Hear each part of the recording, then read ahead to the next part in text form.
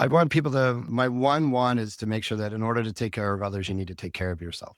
And I say that because you can probably see the change in my emotion. Like I learned that the hard way. I do know that leadership is lonely. So if I Yeah. can, the conversation that people take a little bit more care of themselves, that we can show up fully to our people and we can Mhm. strip some of the loneliness away, whether that be peer to peer sharing, whether that be inside of our organizations, whether it be comfortable talking about our real experiences here outside of work. I think we talk Yeah. a lot about the guest. I want to focus on the humans that serve our Yeah. communities on a daily basis. Welcome to the Restaurant Leaders Unplugged podcast, where real talks with restaurant leaders take center stage. Discover the challenges and victories that define success in the culinary world. Dive into essential strategies from marketing to operations and gain insights that will transform your approach to your restaurant business. Don't just keep up, lead the way. Join me, your host, Sebastian Stahl, on this journey to excellence.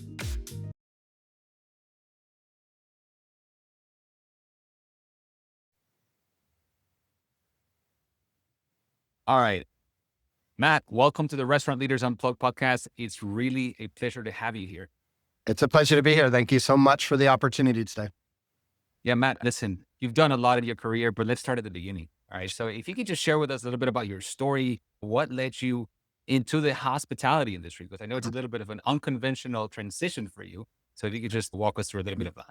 I'm going to start pretty early on because I think some people can relate to the story, but I actually grew up with a learning disability. So I joke with my kids now, but I failed grade one and I failed. And I was told in public school that I had a learning disability. I wouldn't graduate public school or high school here in Canada. And basically what that meant is go find alternative employment, which meant trade work. And I actually found myself in the restaurant industry. And it was the first time where somebody didn't judge me based on my ability to learn at that time. There was a lot of stuff going on at home and it was more about noise than my ability. And the first time I found somebody who looked me in the eye and said, I believe in you and you can do what you put your mind to. And from there, I fell in love with the industry. I learned to do kind of functional sales as a young kid and then moved out of college. I got my first co-op job with Bacardi. And 2 weeks in, my boss got promoted to run Western Canada. So at 18 years old, I was running a district north of the city. I love my time at Bacardi, moved into Anheuser-Busch, and then found myself in my own way through my two different companies over the last 18 years, supporting and coaching restaurant operators to either initially better their bottom line, but really what I'm working on now is how do they take care of themselves? That's a really important and a huge subject, especially in hospitality business. And what really motivated you, Matt? Because you're talking about here this experience on how to teach restaurant owners to change behavior, right? And like to take care of themselves. Is there any particular story about yourself that drove you into this interest in helping other people get beyond that?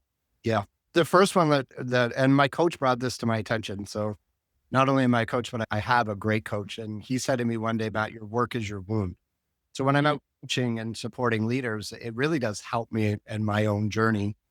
And what Yeah. led me here is I see a lot of people in the industry overworked, overwhelmed, and over capacity. And I go back to when I worked for the big beer company. They get mad when I tell the story, but they were the number one seller of beer in our entire district. So 10 reps, entire district, they were selling tons of beer. And I got called in 10 o'clock at night by the owner. Back then, he had a cigarette in one hand and a whiskey in the other, and he Mm. was losing his business. The restaurant didn't have a seat in it, but essentially at the time selling beer taught people to sell stuff at a discount. And we gave them the trips and the credits and all this stuff. And hey, lots changed. But the moment in time for me is that person should have been profitable, but not only profitable, I watched them lose their business, their relationship, and to go through some pretty significant challenges. And that to this day still brings emotion to realize sometimes we know how to run great restaurants. But what I want to do is how do we help the leader and leadership team Mm. and staff inside the restaurants get the experience they deserve? Matt, so when did you first realize that leadership, not just operations, was the missing link for so many hospitality businesses? This is a story they were telling me. I guess this is one moment. But is there any other time that you were like, okay, this is more than just like fixing operations?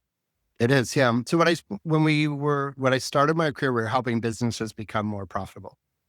And that was really about mechanics, but we were brought into a lot of businesses where if we didn't help, they were going to close their doors.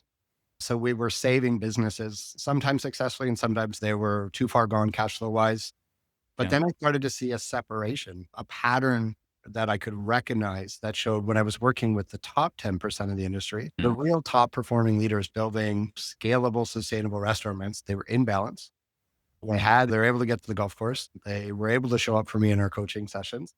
So I saw this divide between operators sitting in a coffee shop trying to make their independent restaurant work and clues to success for these top performing leaders. And one thing, it was very simple to see, not just in hospitality, but through my peer groups of business, is they were making investments into themselves and they were making investments in the development of their teams. And it's not for everybody, but I saw a significant gap of attention.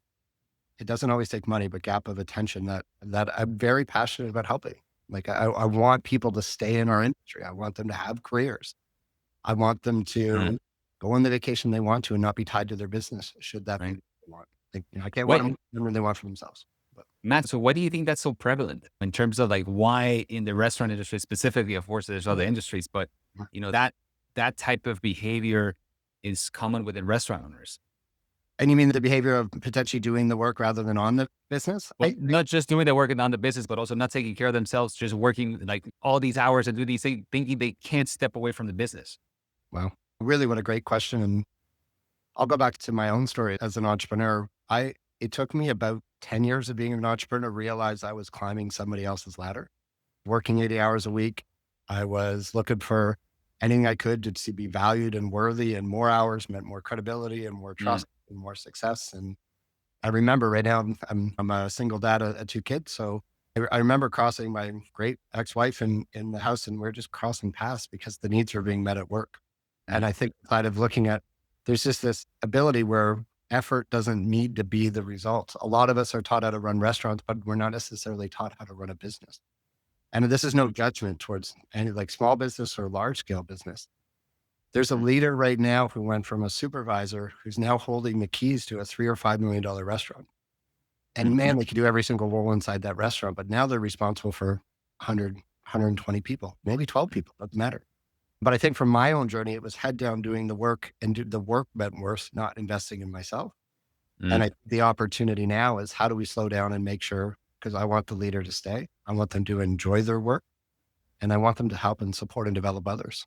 And I think the pandemic, I say it was a magnifying glass on pre-existing challenges.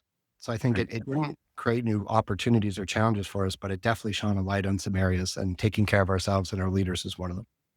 100%, man. Listen, I can't relate to what you're talking about because I've been there, right? My first restaurant, just working like crazy all these hours. I remember the exact scenario. I was actually dating somebody, but you know what? The work that I was doing met the needs that I was substituting my needs with my partner and then going into the business. And I remember the exact feeling. I was like, screw it. I have this. I have work. You know what I mean? And I wasn't taking care of myself. I need the audience to hear, like, that is when we can create that awareness for ourselves. Everything we're doing is you're showing up watching this episode right now. In a certain way, things are meeting your needs, and in other ways, there's not. But especially like I can relate so much that I was getting my needs met at work, and that fulfilled me. But I got to a point during the pandemic where every time the phone rang, it was a problem. I don't share the story often, and I'm not trying to overshare here, but I remember I was living in Calgary, Alberta. I could see the beautiful mountains in Calgary. It was some of the most sunny days in the country. So I could see this beautiful sunny day, and I hung up the phone and I keeled over. Because what I realized is everybody else's problems were plugged into me, and I was getting my needs met by trying to support, listen, fix, but I was empty. And I remember being on the ground. I could see tears rolling down my face and seeing the mountain range. I'm not trying to be dramatic. I could see it in my eyes and going, okay, I'm at service, and everybody else has boundaries with me, but I didn't know if I could have boundaries with them. And I was getting my needs met, and it felt good to fix people's problems, but it wasn't sustainable, and it definitely wasn't scalable. Oof, man. Again, you're sharing a lot of my stories, Matt. And I'm thinking about that time again. I was going through this, and the restaurant wasn't doing that at that time, and I was just going home depressed. And because again, it's like I was hoping that the business was going to meet my needs, and I would put it first over everything. And I was at this place of depression, and I would just throw myself to the couch at night when I got home late, and I was like, man, I can't take this anymore. Until I got those in that bottom, right? When I said, this is enough. Something's got to change. I can't be living my life like this. You know what I mean? I just can't do it. Yeah. Matt, this leads me to my next questions, because your book about you can't do it alone. Because in my case, man, I had to ask for help, but I had to talk to other people and to see how to find a way out. Talk to us a little bit about your book and your message in it. Yeah, I looked at we came working with the publisher on the title, but we're looking around at what's really in the book. And Mhm. I think there's an ability for a certain stage of our careers that we do things by leading from the front and force. But there's a certain size, whether you want to get out of your coffee shop. One of my first clients, their goals was to go to from 250 million to 500 million in annual sales through store growth. And both equations came down to the same. We can't get more time outside of our restaurant and feel safe. And it's okay if it's an independent. We can't scale and grow unless we have the right people around us and engaged, bought into our vision, to our culture, to our intentions. It's not about the right managers. It's who believes in what you believe in, as Simon Sinek says, who believes in what we believe that supports our growth. And I think the key thing is I never had the intention to sell books, but I get great exposure to great leaders. My goal was to put those experiences in the book and hopefully share them, whether I could coach somebody or not, because most of those people I'll never directly coach. And it was overwhelming just based on the feedback, collecting the stories, but people absorbing the stories and acting. And anything we can do to get tools in people's hands so they can get what they want and need, that was fun. Because I can't grow my business without the industry, and we can operate a business without a team. 100%, man. I think it's so important. I think any business or as a person, we're as good as who we have around us. You know Mhm. what I mean? Who we surround ourselves with. And so, Matt, many operators feel like they got to do everything themselves. And it's especially the small operators that are starting out, maybe 1 or 2 units or 3 units or whatever it is. Sure. What advice for breaking out of this cycle would you give to these guys? Yeah. It's a great question. And the biggest thing I work on with leaders is we naturally go back to our habits and what we're used to. So Mm, if we want to create change, meaning, yeah, let's just use an example. We have 3 locations and we want to go to 4. In my opinion, it's not addition, it's multiplication of complexity. So we need to be able to let go of what we've done, what we do, what's serving us, what we're used to. So in my goal, I want to create gravity that is so strong for that leader or their team that pulls them in the direction that they want. So the number one thing that I hear from leaders is I need to hire somebody to do X. And what I want to reframe for the leader is putting an additional role, could be an existing team member or new, into your company isn't about the addition of the role. It's creating space and time for you to do what you need to do to lead the business. The existing team steps forward. Then we plug the new position, whether it's internal or not. But I want to keep gravity. It needs to be so compelling, so interesting to move them towards what's next. Because if not, we'll gravitate towards what we know. I always share that I had a great leader call me a couple of weeks ago, and they run a 6 restaurant group now. So they moved from running the largest restaurant, about 17 million in annual sales, monster restaurant, but they moved into the regional director role. And he called me and he's every day I come back to and I'm basically assuming the role of GM because that's where I feel most comfortable. But absolutely. I said, but right now, when you do that, how's it making your existing GM feel? I'm crushing her. I'm like, hey, we need a great gravity. We need you to let go of the past and what's exciting and what's the opportunity and how do we find fulfillment in the new role. I always say when we mm, become great leaders, we step off the court. Phil Jackson never stepped on the court when Michael Jackson was playing. Oh, Michael Jordan was mm, playing. We got to let others play at a certain point and step into the background. And it might sound easy. It's not. It took me 10 years mm. in my first business. And I really impacted a lot of people. I got in the way. I bottlenecked my own business. But when I finally had the trust in myself to step back and let my team lead, we had the best results Mm. year over year we've ever seen. Wow, Matt, that's powerful, man. And I'm just thinking here of that for any business, really. Right? Yeah. But it's like you can be the biggest bottleneck in your business and not even realize it Yep. because you think that you have the answers or because you've done it a certain way and you just don't want to, you don't want to change. And because seems hard. It's just the belief that we hold on to it. And it's our comfort zone. We're just what we're used to. Yeah. And I did this one. I did a Shark Tank like experience one time, and this incredible billionaire was there. It wasn't on TV. It was just with a bunch of entrepreneurs, about 130. So I present. Everyone's like, "Hey, great job!" And then Warren Rustin's his name stood up and he said, "Matt, what do you think the bottleneck in your business is?" My response at the time, "I think it's the software." And he laughed, and the 130 people laughed. My face went purple. And he said, "I'm just caring from the bottom of my heart." He said, "Matt, if you can hear me, do you think you could be the bottleneck in your business?" And at the time, it was hard to hear because I was in front of my peers. But when Warren, we and him had a chance, we connected a bunch since, but at dinner that night. And he said, "I share that with you so you could see it because I know you care. But all that energy, sometimes it's going to get in the way of others. You have to let others breathe and grow inside the organization because you're all power right now. And if you just calm a bit, and it's about pushing, supporting others' development, not just leading, with force, you'll have much more success. And that I see that in myself still today, and I see it in other leaders. But sometimes we got to Wow. see ourselves in the mirror, make the change. 100%, man. So I think you touched on two things here that I think are extremely important. And sometimes they're overlooked or we can't see it. Like one is humility, right? Yeah. Because to even realize that, you got to be humble enough to accept it. And I Oh, guess business and life has a way of putting you in experiences that will humble you because sometimes things get rough and then you're able to see it. And the second is you're talking about growth, right? Because to be able to set a team in place, delegate, do all this stuff, empower them and get them to that. And so you can get to that next growth stage. yep. Can you talk a little bit about those two things, humility and growth? Yeah, I think we'll all be, as you shared there, and when you were sharing, I reflected as thinking, I'm a visual person, so I can see it. I think we'll either be humbled, we'll have the Mhm. opportunity to step back and get ahead of it. And Mm. I think business is hard. Yeah. When we get to a point to realize we can't do it all, that there's always going to be a mountain to climb. There's always another email, even to reframe it. There's more opportunities for every person watching this than you can wrap your arms around this year. You need humility to be able to step back and say, what do we commit to? What matters most right now? Because we're in a world of abundance. The news might not say that, but we really can step into abundance. But abundance doesn't mean taking on all things. You need to be able to say no, realize what we can accomplish and what we can't as a team. So we set realistic goals. So I think the Mm. key there. And then the second part of the question was growth.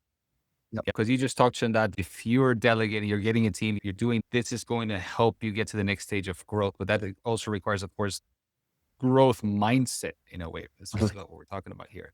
So that's the next. Yeah. Yeah. I think the side of growth too is we want to look at it because part of my job as a coach is to find resistance in the leader. Somebody out there is thinking growth. I don't want to grow to another location, so it's not growth. Growth might be grow revenue. Growth might be grow time where I can step out. Growth might be scale and grow the organization. So I think the key thing we need to define what's possible or what we Mm. really want. We need to really get into that conversation. It's not as easy as just growth for growth's sake.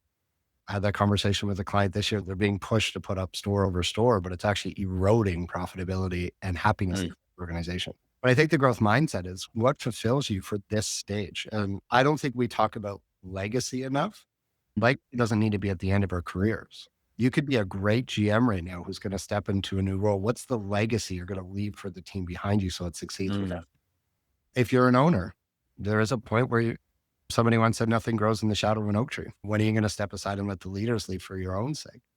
And what's working? What are you doing right now that's working? What do you love? What do you enjoy? And what are you doing right now that isn't you're not best at? And I think that Right. I'm always going back to that again. Growth mindset is either we're going to grow, we're going to be like, I don't want to do this anymore. It hurts, or I can do this and it could be more sustainable for everybody. My hope is to get Mhm. away as somebody who's felt enough pain, especially if you just fidget on here, like to look at the pain that we feel. I want my leaders to get close to the toes, get warm, but I don't want the feet to be on fire if I can. Sometimes we all Mm. the hard way, but um, growth mindset is number one defining. The question I would ask you is how do you win this year as a leader or for your team? And then I would challenge the crap out of that answer to make sure you really believe it and it's not a marketing statement. We have to start Mm. there. How do you play to win Man. and play not to lose? That's my coach said that to me, and I almost that we've never wrestled, but we've become close because he's pretty hard on me. Matt, this is great stuff, man. This is great stuff. And Matt, just another question. It's when in leadership positions, we're talking about humility as well, but feedback is a hard thing to do sometimes because so how can owners and managers have real productive conversations with their teams without creating conflict? Or is conflict part of it and it should actually be in a way accepted as part of the process? Yeah, I think all business growth has prickles or a little bit of what I call passionate, positive conflict. I think before we go into that, you need to get clear with your team on how they're comfort level with conflict Mm. or even feedback. I think Mm. the thing that helps feedback is the consistency of the message and aligning back either to company goals and their goals. And that might sound rigid and corporate, but why should somebody hear you? We all have a Mm. lot of points of feedback, whether it's at home. I got some fun feedback from my 8-year-old daughter on the weekend, which kind of good laughing. I'm excited to hear it. But I think on the side of feedback consistently, if you're looking, there's an incredible book, The Coaching Habit or The Advice Trap by Michael Bungay Stainer. I use the one-on-one. I've asked Michael to be able to use it. We've got worksheets. If anybody like one, happy to send it to you. But I think there's a way to change feedback from us giving one-way directional management feedback to create a consistent, constructive conversation that supports the development of the person. Nobody likes when somebody shows up and gives them shit. I don't like it. And to be honest, I just had a call like that earlier today, and I had to step back and go, okay, I need to hear them because they're helping. Really, it's a new business partnership, great feedback. But I had to go, okay, don't listen, don't get emotional about it. It was really feedback, hear it. And this is what I do for a living, and I've got to exercise that muscle and just did before this call. On our side, I think the challenge is what is your meeting rhythm to supply feedback? And I think 70% of our results are driven by our physical state, not even what we're saying, but how we show up. And a lot of leaders see yourself as other people see you. I would think, what do you need to change first? And sorry for the rant here, but what do you need to change in order for your people to hear the feedback they need to grow the organization? Man, these are some tough things, right? Because when you're talking to managers or operators, people in general, man, really, because you're talking about this stuff and it's okay. Yeah, you get excited. You talk about the change and what they need to do. How do people sustain this? Because again, change doesn't happen over one conversation. It's practice and it's constant. So how do you help people really get to the other side, if you may? Yeah. I think you broke it down perfect there to say it's so often we're looking at the finish line. The biggest thing I'm trying to do with teams, if we take ourselves out of our conversation, we've all heard of New Year's resolutions. I think the average New Year's resolution is done by Feb 21st or 24th, whatever the date is. Yeah. It's because we wanted to lose 15 pounds. We only lost 4, which is incredible progress, but it wasn't 15, so we quit. From sustainability of goals, we need to check our progress in the direction of our goals consistently. So if here's the finish line or the goalpost, it's what does progress in the direction of our goals look like? And there's a lot of great content around habit change. It's recognizing those small, consistent deposits in the direction of behavior that we want. We can't always celebrate we did it, but what you're doing is going to lead us there. And if organizations or leaders can choose to recognize progress in the direction of your goals rather than recognizing the gap, because if we're just talking about the shortfall, I've seen it so many times. It looks like your people are with you, but as soon as you leave the room, because I get to talk to them, they don't feel seen, valued, or heard, and they're frustrated because they're working their butts off. So I think if you want to create consistent momentum, you've got to we have to have accountability towards growth because growth is hard. Growth is a bottleneck. Right. But we want to track progress. What are the little wins? Who did you recognize today and what for? It's What usually type of written over systems, Matt?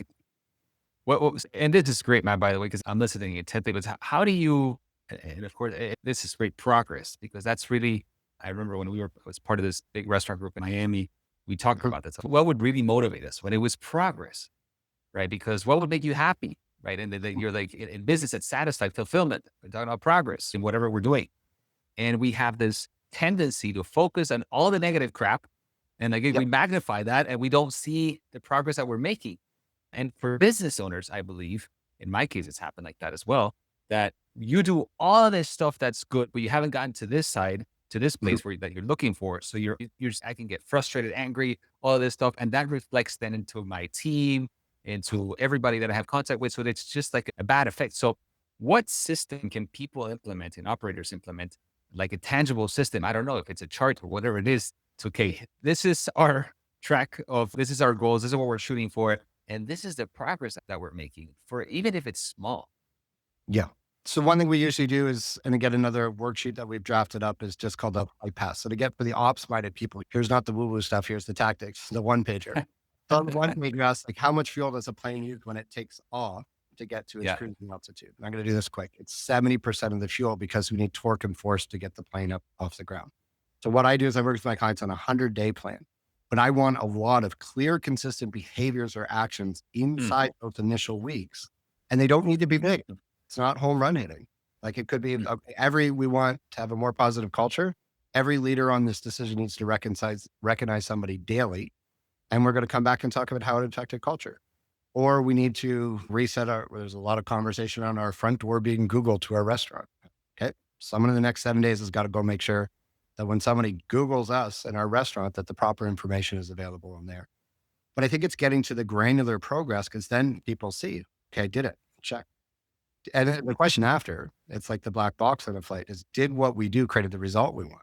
First thing Mm. we need a lot of rapid activity out of the gate, and we need to commit. The biggest thing I see for teams is we have great conversations, but when it comes to down who committed to do what by when, Mm. that conversation is awfully rushed in the restaurant industry and it's incomplete. So when we come back to the meeting, there's already friction because, hey, I'm 20% short on my team. I'm not doing that. I agree we should, but no, I didn't commit to that. And then we're not in agreement. So I think the key thing, if you just map out 100-day chunks, what's the theme? And you need to get detailed. And then you need to celebrate. We need to reward our minds, our teams, ourselves. We committed and we did. Because then the simple triggers in the brain said, I did that. It felt good. Let's do more. Man, that's good stuff, Matt. So, Matt, you talk about a lot about mindset, right? Because we're talking about it here a little bit about progress and doing these things. What's one mindset shift that you believe every hospitality leader needs to make to see real results? Yeah. I like, and this is a part of my repetition and my message is intentional, just so the audience hears. Yes. We can no longer create sustainable behavioral change by focusing on what we're doing wrong.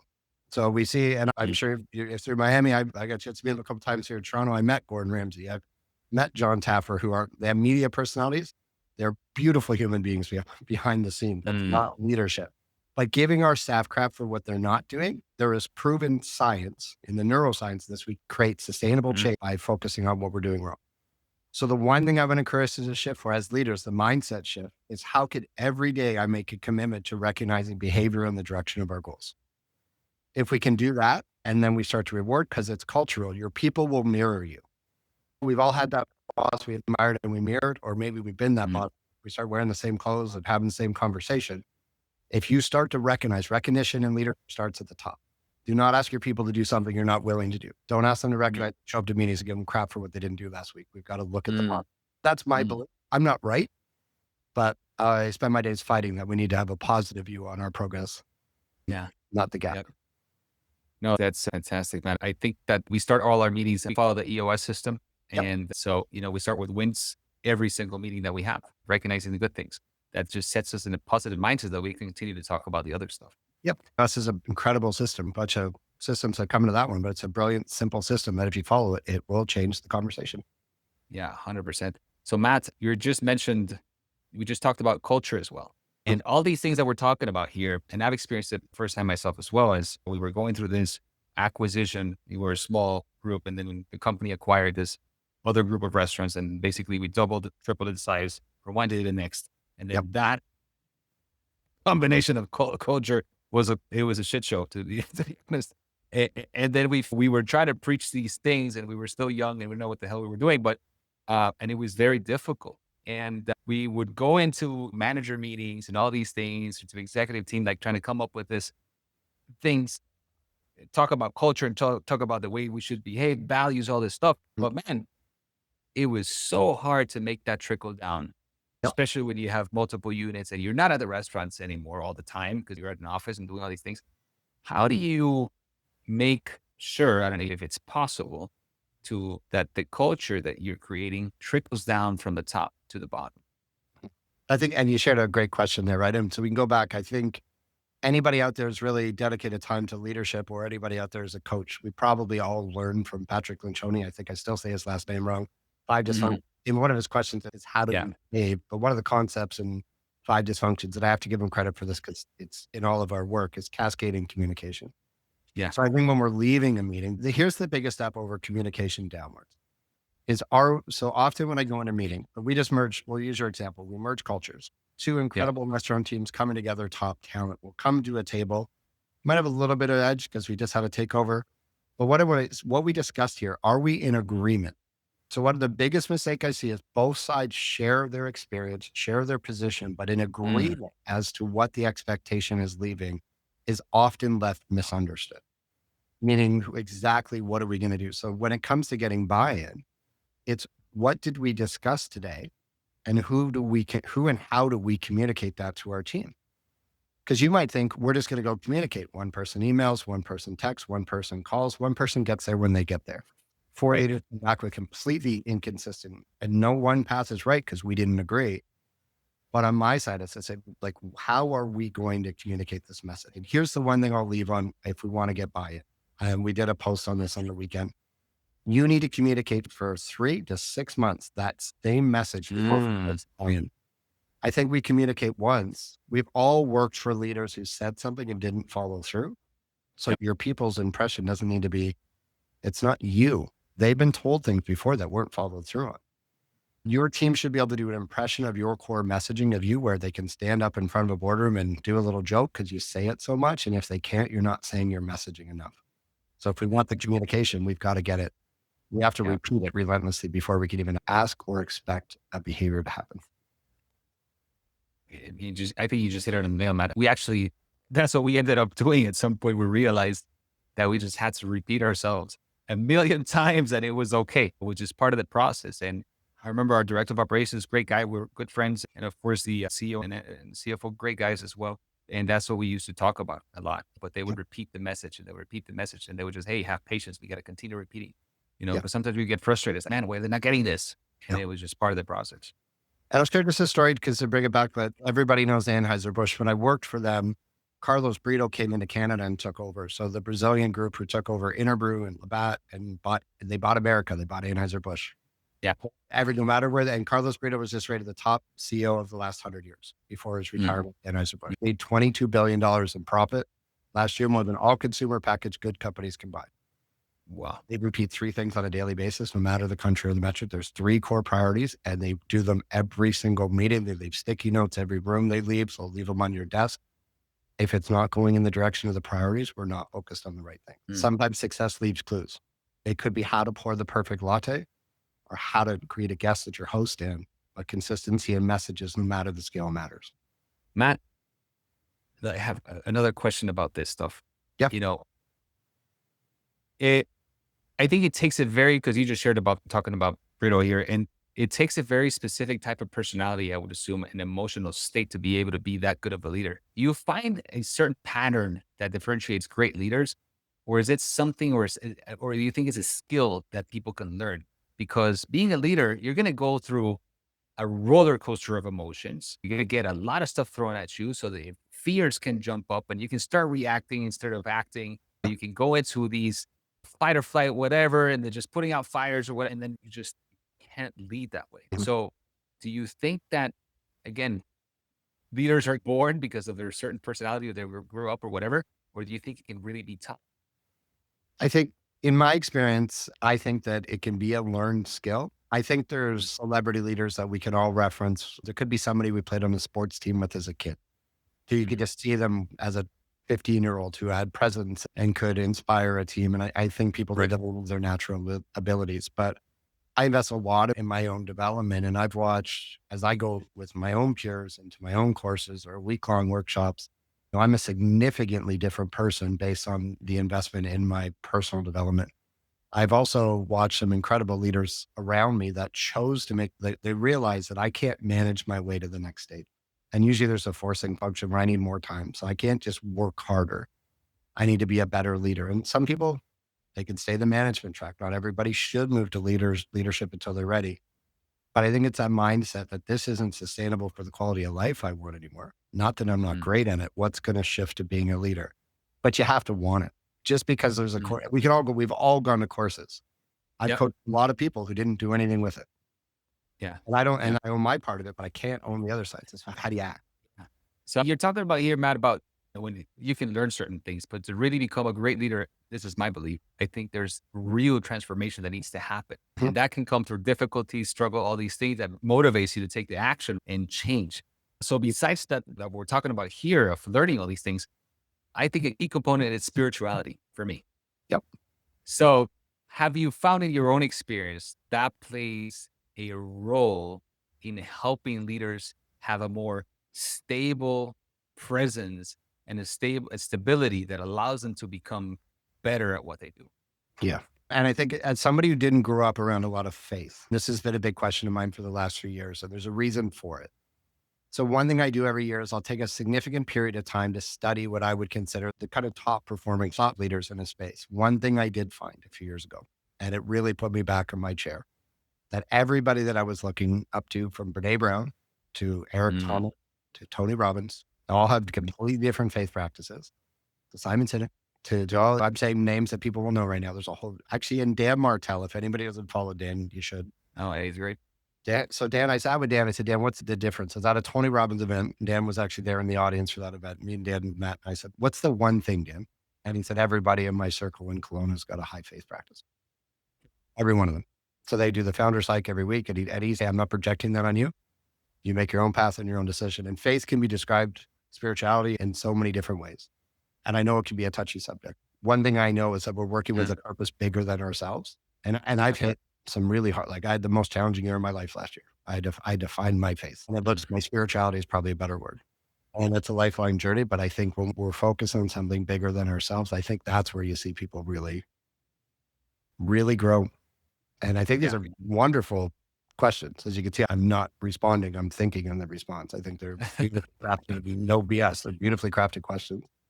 And if anybody out there feels resistance towards faith, it's just what's driving you that's bigger than yourself. And I will stand there. I strongly believe in it. And if you want to look at anybody you admire, athlete or not, in that frame, or leader or celebrity, you'll find something motivating for 95% of them. Oh yeah. Yep. Yeah. That's a great answer, man. I mean, for me, it's crucial because it's just life again will put you in a place where you realize that you have no power in Yeah. many ways. And again, you can't do it alone. Right. And so that's what we need to, man, let's shift gears a little bit here. Sure. And lastly, I just want to hit really on business growth and industry trends a little bit, because all this stuff is going on in the restaurant industry, and owners will come to you, Matt, and say, hey, Matt, I can't make a freaking profit. My margins are freaking thin. Food cost is high. Real estate is crazy, but you still see some operators doing pretty well.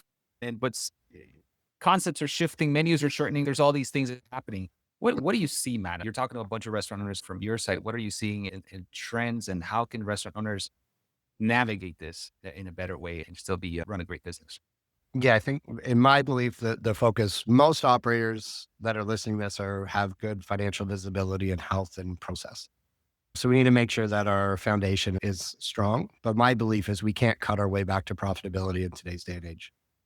Who's somebody who spent a decade helping restaurants become more profitable, and that's the hill that I stood on. I think we can do great work, but when we look at the indicators, even like Starbucks had their first quarter results recently to say that transactions for Starbucks in North America declined by 8%. But even off a great foundation, they were able to offset that by 4% by increasing average ticket or average check. And their third place, you look at this as a guest when you go in there, and I'm not promoting Starbucks. We've worked with them, but not promoting them. They've got in restaurant cups, they've got a different experience. They got a different sampling program for their staff. We need to be focused relentlessly on the guest experience and increasing average check if we're going to bring it back to our industry in the next 18 months. It's going to be a fight. And I think if we're not having weekly conversations and creating visibility around, we could talk all about leadership development we want.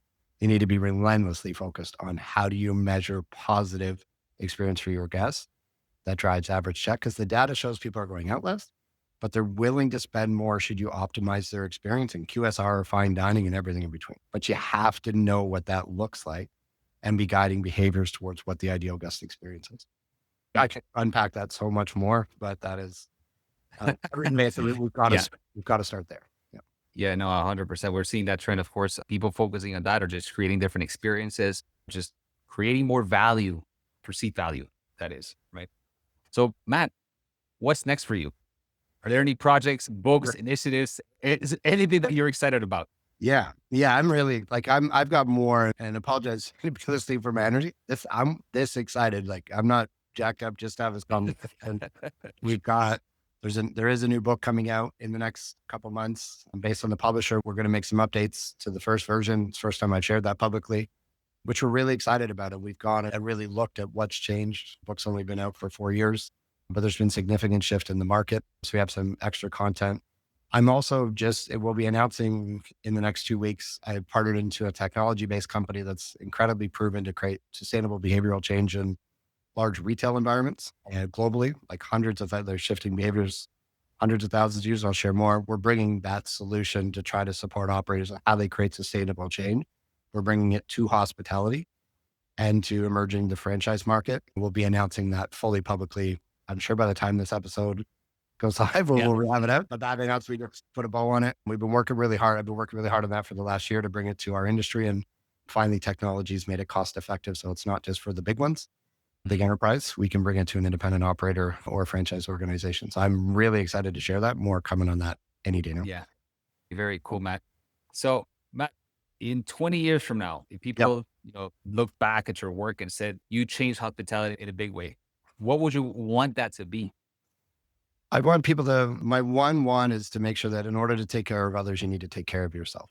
And I say that because you can probably see the change in my emotion. Like I learned that the hard way. I do know that leadership is lonely. So if I Yeah. can have a conversation that people take a little bit more care of themselves, so we can show up fully to our people and we can strip some of the loneliness away, whether that be peer-to-peer sharing, whether that be inside of our organizations, whether it be comfortable talking about our real experiences here outside of work. I think we talk a lot about the guest. I want to focus on the humans that serve our communities on a daily basis. Man, that's a beautiful thing, man. I just relate to it so much, Matt. Is there a community? Is there a Facebook group, something that I don't know if you have it or not, but like where people can join in and support each other, help each other? Because I think this is crucial, man. Yeah, that's part of the rollout in 2 weeks. There'll be Okay. one of the large industry partners who has reached to develop industry leaders. So part of it, like my one in coaching is I got to work with a small amount of people, but if we can start a peer-to-peer conversation to realize we're not alone in our experience and we can celebrate our wins as much as our challenges. Right now we do, like on LinkedIn, we're putting content every day to try to help the industry. The videos were on YouTube. I've got all of my coaching contents up there for free. You can plug and play it. Some people pay a lot of money for it. And when they're in their life, well, my side is we have a philosophy of giveaway everything we got. If I can help you by any resource, I'll give it away. Reach out. I'd be happy to share. Man, that's fantastic, man. We're going to have all the links and everything on this episode for sure, so everybody can find you. Is there anything else that we can do to help you, Matt, to spread the message? I just think having that conversation, check in with your team. One thing I'd want you to do is show up to your next team meeting and not talk about the business. So there's an exercise that I ask people to do, and how to create human to human connection. Curious about the person. So one thing, if anybody saw value in anything I shared, take 10 minutes to your next team meeting to check in and just ask people where they're at. No work context at all. And we're human before we're coworkers, before we're inside positions with titles. Support each other in a human to human way. And I promise your results will accelerate, or at least we'll have more fun doing it. 100%, Matt. We did a coffee happy hour last Friday because we dedicated a whole hour just to talk about whatever. No, we don't talk about work. But, and that's it, man. And it's again, yes, you're 100% right. It's relationships and people over tasks. That's what I try to remember. Because I was like, look. So anyways, Matt, so that was a fantastic conversation, Matt. Thank you again so much for being here, for sharing this with me and our audience. It's really great, Matt. And, thank you so much for the opportunity. So anyways, thank you, Matt. I hope to meet you in person at some point very soon. Absolutely. Can't wait. All right, Matt. All right. Thanks. Thanks, Matt.